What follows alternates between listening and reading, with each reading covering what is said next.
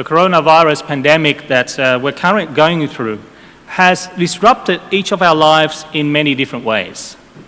But for some, this has also provided an opportunity for reflecting upon what is most important in their lives. This time, in a sense, has reignited some interest in the search for meaning and fulfillment in life, which is what the gospel today calls to mind. Today, Jesus teaches us about the search for the ultimate treasure. He tells us that, that which would fulfill our hunger for meaning in life is actually encountered in many different ways. The first thing that these three parables tonight tell us is that how people find what is most fulfilling and truly satisfying is different for each person. So the first parable tonight speaks of a treasure hidden in a field which someone happens to find. This, I think, refers to those who perhaps have never really thought deeply before about what is most meaningful and what would make them truly fulfilled in life. They've never really thought about it before. Yet, in a moment, they happen to stumble upon something very suddenly in their lives that gets them to think about it. It could be a sudden illness to them or to loved ones, or even the loss of someone that they love. At that moment, they come to the realization that there are some things in life which are much more important and need to be treasured more than others. And so this ultimately points towards something that is beyond the usual and the mundane experiences of life. And hence, a greater treasure is encountered accidentally, so be it, but through an unforeseen circumstance. The second parable then speaks about a merchant who goes in search of fine pearls when he eventually finds one of great value. I think this parable alludes to us and to those who have already actively tried to search for meaning and purpose in their lives. They've decided that there is more to life than what meets the eye. And so they have at least a vague objective of what they're looking for. So, they've been sincerely pursuing truth and goodness when they finally encounter truth and beauty itself to the fullest extent. And as a result, they're willing to give up all other things for that which they have found to be most fulfilling.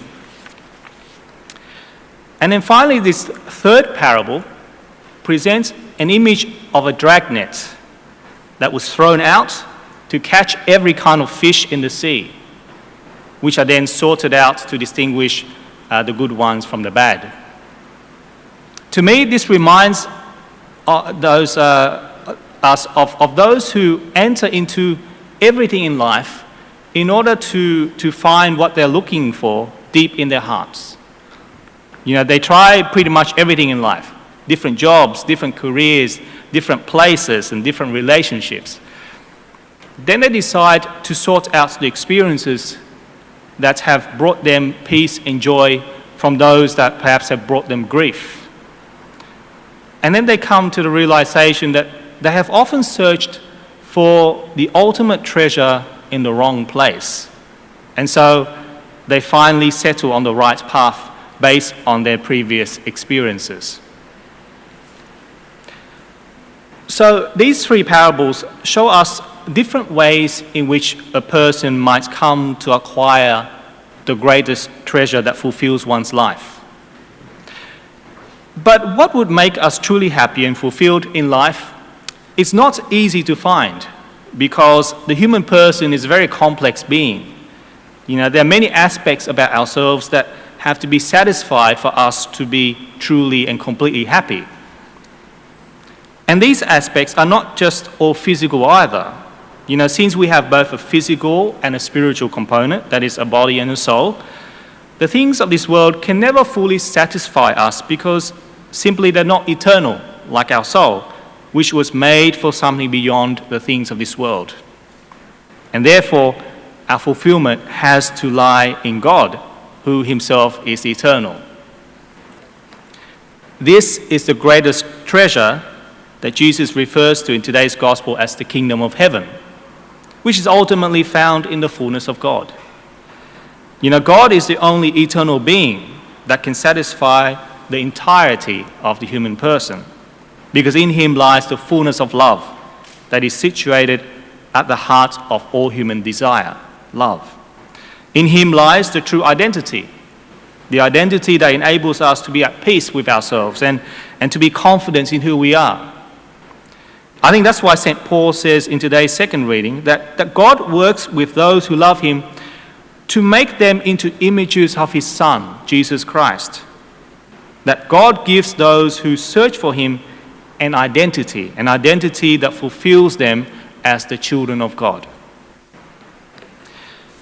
So what the scriptures today tell us then is that the greatest treasure that we could find is not in this world.